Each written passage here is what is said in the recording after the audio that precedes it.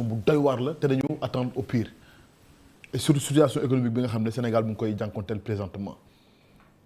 Bien c'est très difficile de ne pas être d'accord avec lui ci loolu mu wax te xawoon naa ko junj man en disant c'était prévisible, c'est-à-dire que ni le gouvernement actuel waroon nañu xam ne moment bi am na lu leen war lu ñu warloo ak les étudiants.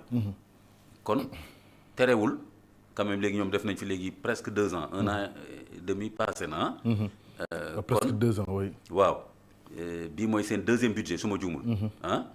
kon mënuñu wax ne lii lu leen bett la lu ne këtt ne jonn la kon ça veut dire que effectivement il y a un problème très sérieux mooy soit amuñu ressources yi te bañ koo wax te loolu laa gën a jàpp parce que état bi amul benn intérêt ci am ressources yi bañ koo libérer ba lii di xew te ñoom war nañu xam ne suñu libéré wu ressources étudiants dinañ génn. ci mbedd yi ça c'est clair. absolument loolu moo tax voilà mais c'est clair. et puis ci lañu war a dundee te daaw nee naa te daaw rek defoon nañ ko war ci gëstu également oui. te daaw rek tamit étudiants yi génnoon nañ encore ñu doog a fay. et su ma juumul le ministre sortant. Abdourahmane Diouf. wax na ministre entrant bi. oui mu ne ko période bi bu jotee di nga am absolument annoncé woon na ko. mais bien sûr passation de service bi. alors oui kon ça veut dire que xam nañu ne moment bi am na ressources yoo xam ni c'est pas disponible. kon si c'est pas disponible léegi damay rejoindre foofu. Lamine que effectivement si fekkee ni c'est pas disponible effectivement kon budget bi ñu fa teg c'est du vent et que prévision lañ fa teg rek yaakaar nañ dinañ am tant de milliards pour mën a fay étudiants yi mën a lii mais loolu teewul. La preuve mooy su teewoon ñu libéré ko léegi nag gouvernement bi génnoon foofu tamit dama fay ànd ak moom plus ou moins gouvernement bi génnoon en tout cas moom doon na trouver nu mu koy lijjantee. l'ancien gouvernement Macky Sall. bu Macky Sall doon na trouver nu mu ko doon lijjantee de façon plus ou moins difficile ñii apparemment comme dañu jàpp ne dañoo gedd doxalinu Macky Sall ci wàll boobu ak problème mu dette cachée bi ak yeneen apparemment ñoo ngi wan ginnaaw ak di gedd loo xam ne ñoom indeeguñu lu ko tane et lii étudiants yi def moo koy wane léegi nag kon fi mu nekk ñoom ñu ngi atteindre benn point de crise effectivement majeur léegi nag comment ils vont faire comme moom li mu proposé noonu président ministre etc. De toute façon il faudrait bien que ñu xoolaat ce modèle de financement de nos universités parce que yeneen université ngi ñëw encore capacité yi rëy na te xoolal yeneen sur le plan personnel yëpp dafa jéggi dayoo. waaw te gis nga yeneen université ngi ñëw. fu nekk ni région yëpp presque yi pare na presque. yée ngi waaj a pare waaw yooyu yëpp bu pare étudiants yi dañu fay dem. kon bu fekkee déjà am nga problème pour Saloum ñooñu sax ñu ngi grève aussi parce que ñoom ñu ngi grève déjà que chambre yi pare gul kii nii waxaguñ sax affaire bourse voilà kon ça veut dire que mooy li ma la wax modèle de gouvernance su nos universités pouvoir bi il faut ñu xoolaat ko obligation la il faut ñu xoolaat ko te bu ñu defee erreur u fuite en avant waaf bañ a xool affaire bi de façon sincère communiquer ci de façon sincère ak étudiants yi ak askan bi au plus haut niveau de l'État ñu def ko comme tey jii ñoom lenn rek presque moo leen yitteloon moo leen am na ñu jàpp ci ñun nangam assise justice mu amul ci réew mi naan waaw léegi itam bourse bu amul ci réew mi itam problème la. oui. juste amul ci réew mi d'accord mais même loolu sax bon on peut nuancer mais bourse bu amul ci réew mi itam étudiants yi ñu ngi leen di wan ne. su ngeen xamul ne war ngeen ñoo fay bourse dinañ leen ko xamal. ci façon bi léegi kon nag léegi fi mu nekk di ñoom il faut que ñu dékku loolu.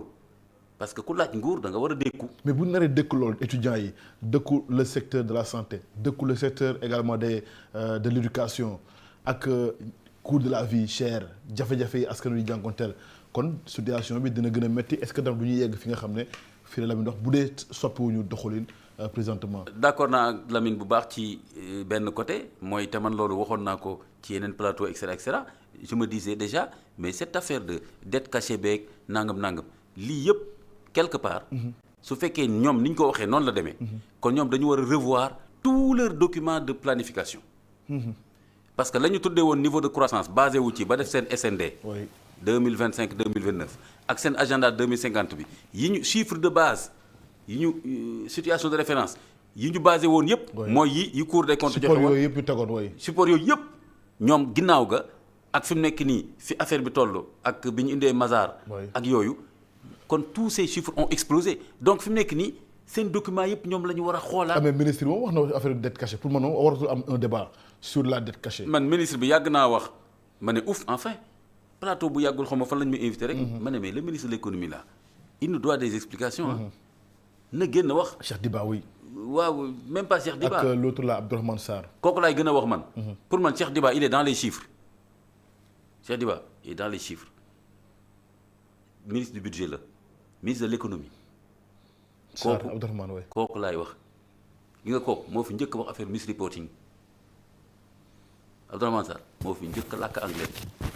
ministre bi moo ko fi njëkk a wax kon Abdourahmane Sarr il a été même fonctionnaire du FMI xam na lu baax lu xew donc Abdourahmane Sarr moo tax keroog bu mu génnee ma ne enfin ci yeneen plateau nee naa Abdourahmane Sarr na wax ak sénégalais yi. parce que Abdourahmane Sarr. noppi bi dafa ëppoon moo gën a voilà. te ci fi situation bi toll ni mu noppi. alors que ñu ngi toll situation bi gën a compliqué mu noppi. je me suis dit mais ça c'est suspect léegi sama réflexe de contrôleur action publique génn. ma ne léegi c'est suspect parce que waa ji je suis sûr d'une chose il connaît même ce dossier là mieux que le Premier ministre. par ses compétences. mais bien sûr ba pare mu ne Thiel noppi. c'est un acteur de l'économie ah.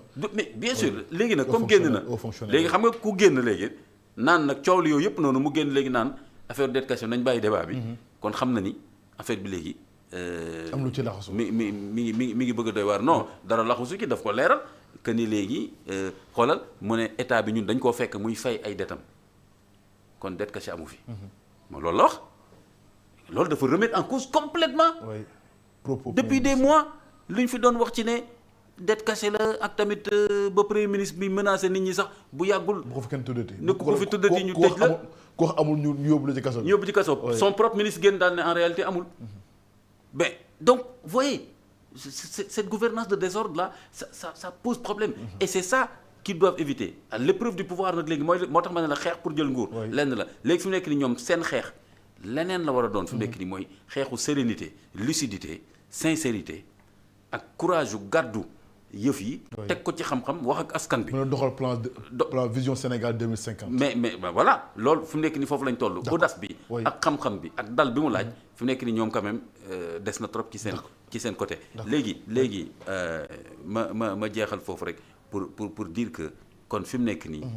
il faut vraiment je lance un appel à la lucidité. pour que gouvernement bi jël ay responsabilités de façon sereine. parce que pëccëxoo moom doo ci mën a gis lu leer.